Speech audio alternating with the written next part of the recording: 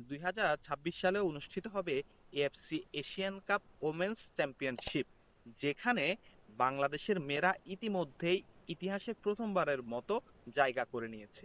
সেই মেয়েদেরকে আপনারা সংবর্ধনা দিয়েছেন কি দিয়ে? একটি মাত্র ফুলের তোড়া দিয়ে। যেই সংবর্ধনা অনুষ্ঠানের খরচ বিভিন্ন সংবাদ মাধ্যমের মতে 15 থেকে 20 লক্ষ টাকা। কিন্তু যেই অনুষ্ঠানে আপনারা 20 লক্ষ টাকা খরচ করতে পেরেছেন, সেই অনুষ্ঠানের যারা মূল যেই পান কেন্দ্রের যারা ছিল, তাদেরকে আপনারা কে দিয়েছেন 500 কিংবা 1000 টাকার একটা ফুলের বুকে। এছাড়া মেয়েরা কিছুই পায়নি। তাহলে এত টাকা খরচ করার কি বা প্রয়োজন ছিল?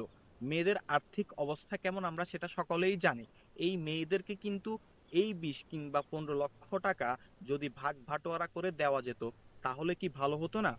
তবে দিন শেষে আর যাই হোক, লাভ হচ্ছে ফুটবলারদের না, বাংলাদেশ ফুটবলেরও না, বাংলাদেশ ফুটবল ফেডারেশনের কর্মকর্তাদের কিন্তু লাভটা হচ্ছে।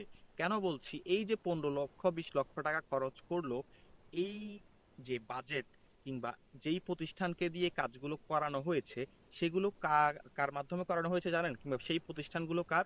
সেগুলো হচ্ছে আমাদের বাফুফের সহসভাপতি ফাহাদ করিমের।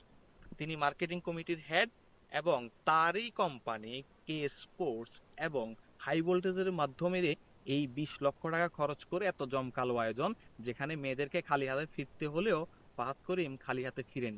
ফাহাদ করিমরা খালি হাতে ফিরে না।